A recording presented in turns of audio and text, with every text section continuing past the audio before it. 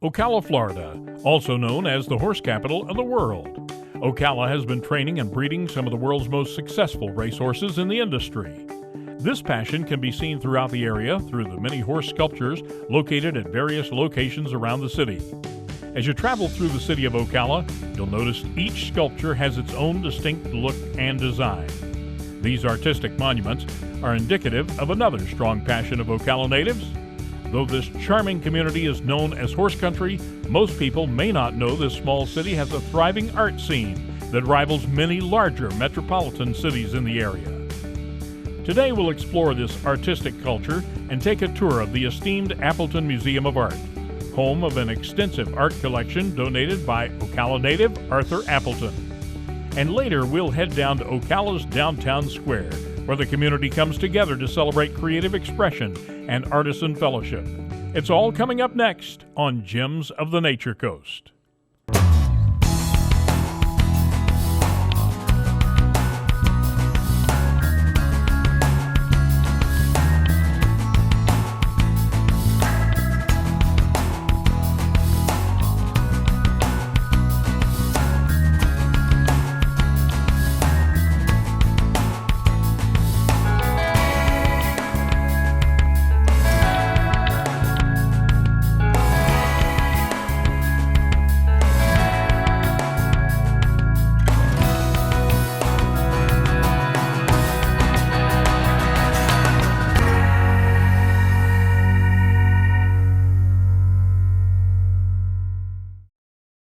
Traveling east on Silver Springs Boulevard in Ocala, you'll find the Appleton Museum of Art. The Appleton Museum is home to over 18,000 works of art, ranging from ancient relics from various cultures to contemporary art. Well, the Appleton Museum of Art is a fairly young museum, and it was founded in 1984, and it opened to the public in 1987, so we're about 26 years old at this point. And the museum was named after Arthur Appleton because 90% of the items that we have on display are actually from his collection. And we have over 18,000 works of art in a variety of different cultures and medias that we have here on display. Appleton, a successful businessman from Chicago, was a passionate art collector who acquired many different works from all over the world. In the mid-1970s, Appleton sold his lucrative business to pursue other passions, horse breeding, and he bought land in Ocala to open Bridgewood Farms, a thoroughbred horse training and breeding facility. It was during this time he realized this area would be the perfect setting to build a cultural art center in Ocala to share vast collections with the public. The city of Ocala loved the idea and donated 44 acres to the museum in 1982. And Mr. Appleton started the plans to personally design the museum, which in itself is a work of art. He designed the museum on a cocktail napkin, and of course it was only the best of the best. He had a top-notch architect come in and design the interior, but pretty much it has his stamp on it on the entire building. Construction was done in 1984, and it was opened to the public in 1987, with a positive response from the community. He just really was focused on getting high quality caliber pieces, but it's great for us because he had an interest in many different cultures. So we have the Asian collection, we have the African collection, we have the pre-Columbian collection, and then upstairs we have 19th century painting and furniture collections, glass, fabrics, wood. We have a little bit of everything, and there's something for everybody here to see. Appleton's own collection is impressive alone, but the museum also makes a priority of highlighting local artists, as well as providing educational classes and space to enhance the creative talent in the community. The museum also keeps things fresh by displaying traveling exhibits throughout the year. Right now we have the Masters from the Guild of Realism, and it's a show that's just, you look at the painting of a Thunderbird car and it looks like, it's really metal. And then one of the pieces has a small piece of wood in it, and then a picture of a small child taped to it, and you could swear that it's an actual piece of wood with a photograph attached to it. Up next, we'll explore the many fascinating exhibits of Appleton's vast collection and take a peek into the art of realism in the museum's latest traveling exhibit. It's all coming up next on Gems of the Nature Coast.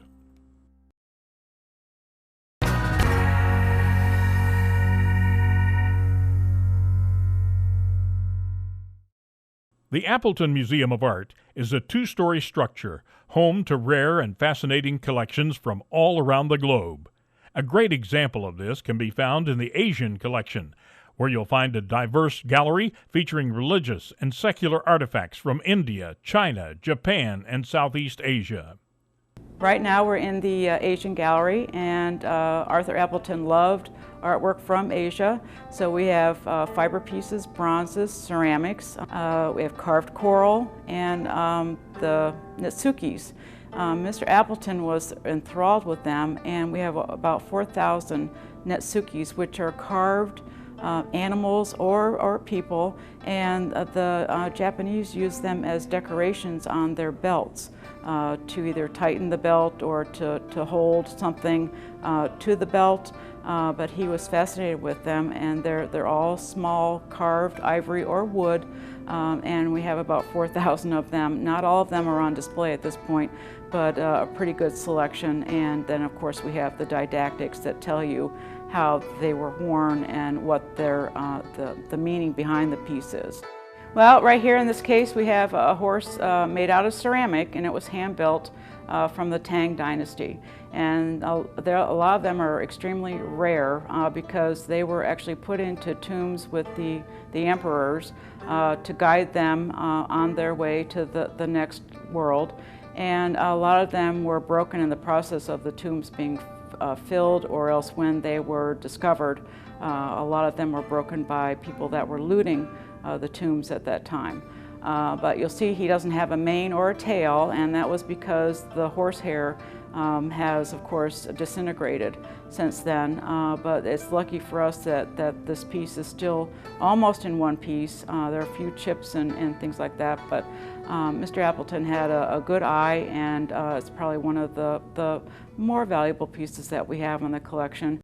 Artifacts from early civilizations, such as the Greeks and Egyptians, can be found in the Art of the Ancient World exhibit. In this case, we have on display certain elements that are Greek in focus. And one of the interesting pieces over here is that it's actually a horse's bridle, and it has a detail of horses on the two ends that are attached to the bridle. And then, of course, Mr. Appleton's interest in ancient coins we have on display, and then, of course, the helmet from the 14th century. So it's we receive donations on an infrequent basis, but we try to make sure that if we have artwork that's being donated, that it fits into the focus of the collection, so that we're just filling in some areas that we might need some additional pieces, but that we really have more than enough artwork here to be on display. Most of the works in the African art exhibit Appleton bought from Dr. Victor Dubois, who originally acquired these rare pieces from his extended stay in Africa. Well, in this area we have our exhibition of African art, and this is a very small portion of what we have in the collection. Mr. Appleton was fortunate enough to acquire a major portion of the Victor Dubois collection, and some of the pieces we've seen similar ones that are on display at the Smithsonian and other museums, the MFA in Boston, and we're very happy that he decided to purchase this collection and that we have it on display here, because Mr. Dubois actually lived in Africa for 15 years as an employee of the United States to do work with the tribes that were in Africa at that time. So these pieces were actually pieces that the tribes used in their customs and culture. So they were not tourist trade pieces, but they're extremely rare, and people, a lot of academics when they come here are stunned by the pieces that we have. Appleton's impressive collection continues to the second floor of the museum, where you'll find countless galleries exhibiting extraordinary examples of European and American art. Well, right now we're up on the second floor, and we're in the area of the 19th century paintings and furniture that are part of the Appleton's permanent collection. And we have several paintings here by Adolphe William Bouguereau, who was fairly well known for his very realistic paintings and portraits of scenes from nature and the working person. So we have the Young Shepherdess, which is probably one of the best known pieces that we have, and then of course the Knitter, which is behind me, and I think we have 5 Bouguereaus in the collection, and actually 2 of them are out on loan to other museums because he was such a well-known painter and had such a specific style, and that they're hard to come by. But we also have paintings by his wife, Elizabeth Gardner, and some of his friends and foes, as we call them, some of his contemporaries that were either part of his clique or the ones that were trying to, overtake him. The Guild of Realism work is a great example of the incredible talent that utilizes the Edith Appleton wing, which is used for temporary exhibits. Right now we are in the Edith Marie Appleton, who was Arthur Appleton's sister. And this gallery is named after her. She funded the building of this wing. We use the Edith Marie Appleton Gallery primarily as an area for temporary exhibitions, and those that are either rented or organized by ourselves, but that this one is an example of works from the Guild of Realism, and we rented this show from them so that people could see what artists are doing in the field of realism. And let me tell you, you walk into the first gallery up in the front and you see this peanut butter and jelly sandwich. You can almost smell the peanut butter and the jelly from that. It looks just so luscious. A lot of these works are stellar pieces. They're international and also from the United States, but we have several artists from other countries that are represented. So we're very fortunate to have this type of show be available to us, something that we can, budget for. And then we always have something that's changing in here: installation art, textiles, photographs. We have some great shows coming up in the future, and but this one is truly a great one to come and see. Art is not only found behind glass cases in the museum, but also in the museum structure itself. Appleton spared no expense in designing the building and had a clear vision of the architecture and overall flow of the galleries. Well, the lovely architecture that we have here at the Appleton was actually designed by Mr. Appleton, and it happened during an evening dinner out with friends that he started contemplating what the exterior of the museum would be and how people would maneuver through the building. And he pulled out one of the cocktail napkins from his place setting and started drawing on it with a pen. And we actually have a photograph of the cocktail napkin in our archives.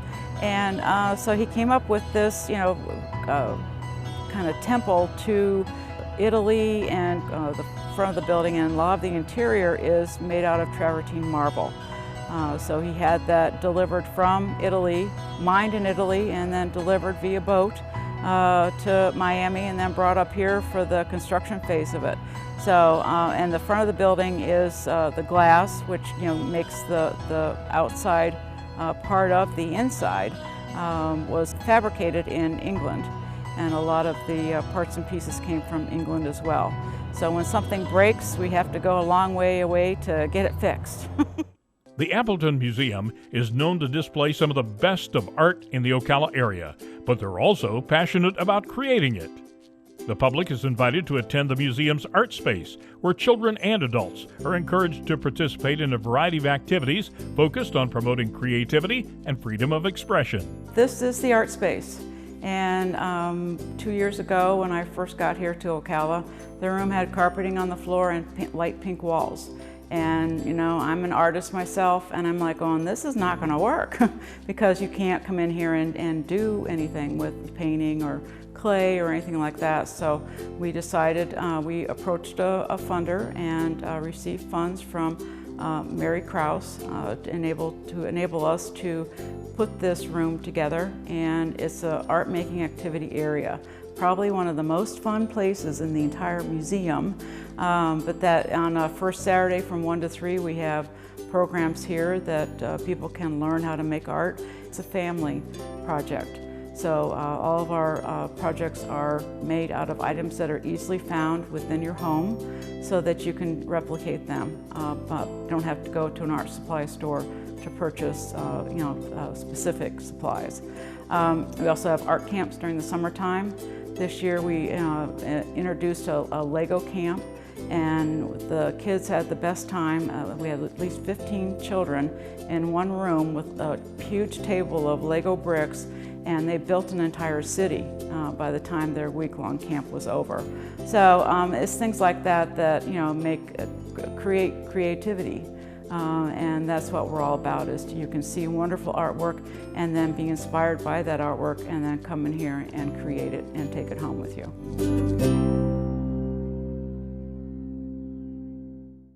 Arthur Appleton's dream is alive and well. Appleton's employees and volunteers carry on his legacy by sharing this museum with the many patrons who visit each year. Their continuous involvement with the community has made this not only a museum, but a complete cultural center for the city.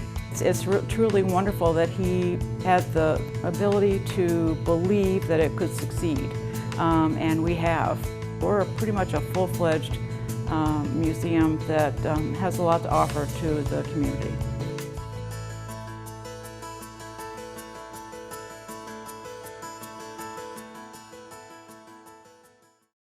Coming up, we head to downtown Ocala, where art and community come together.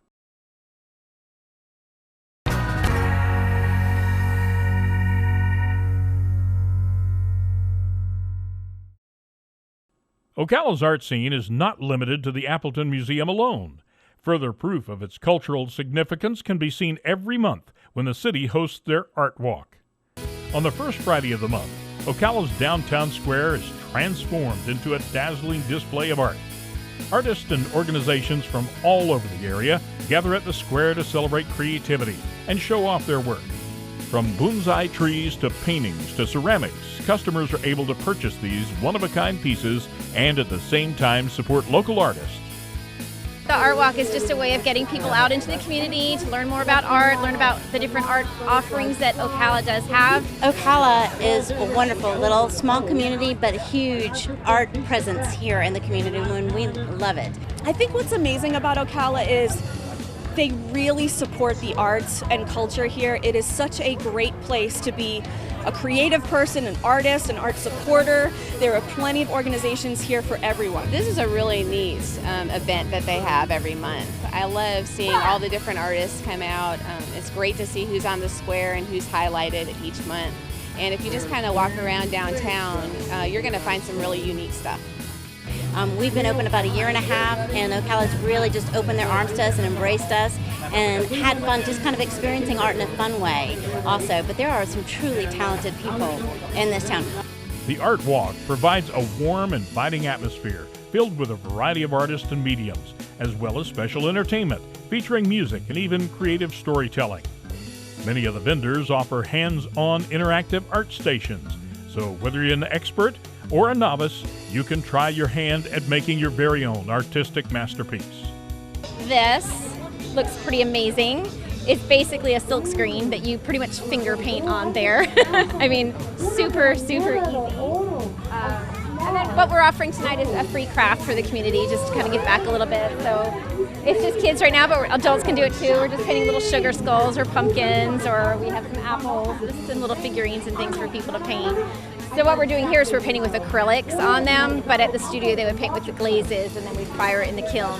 But just so they can take it with them tonight, we're doing it with the acrylics. We are the Marion Bonsai Society, so we grow little trees. Bonsai is a style of art. It's not a type of tree. So it literally translates from Japanese into tree in a tray. So these are the pots that we keep them in, and we purposely keep them small to look like miniature full-grown trees. Some of the trees in our club are 85 to 100 years old, some of the older ones, but there's trees in Japan that have been passed down generation to generation that are 1 to 2,000 years old, and they will live as long as you take care of them. We let people come and paint on canvases to kind of give them a little bit of a sample of what we do in our studio in Ocala.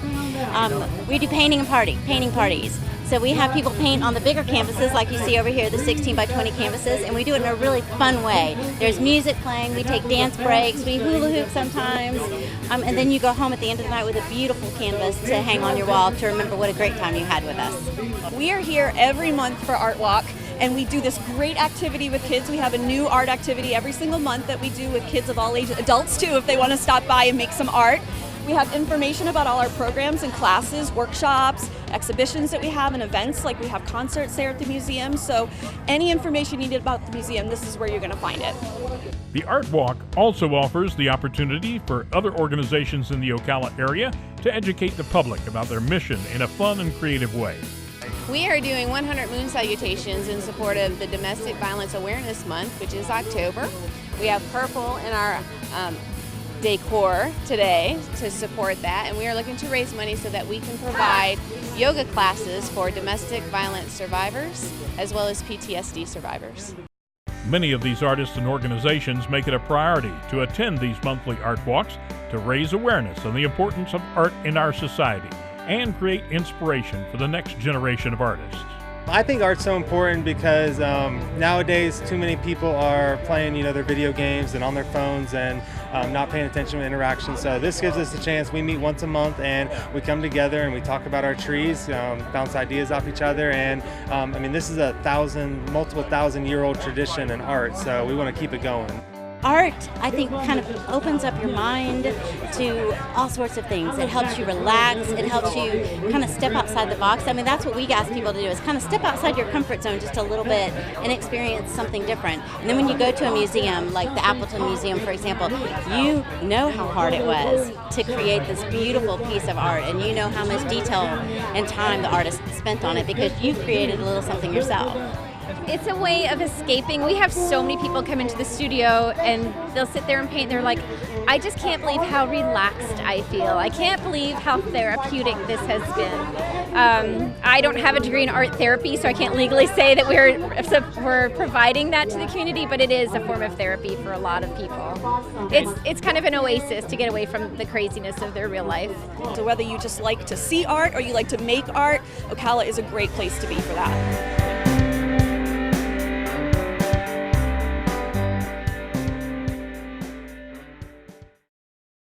As we have seen, Ocala is the perfect marriage between old Florida lifestyle and a flourishing artistic culture. It is evident that through the incredible creative talent of the community, the arts will continue to blossom, creating a popular destination for anyone looking to feed their artistic spirit. Whether through painting, sculptures, or even Legos, this humble city teaches us that art is only limited by your imagination.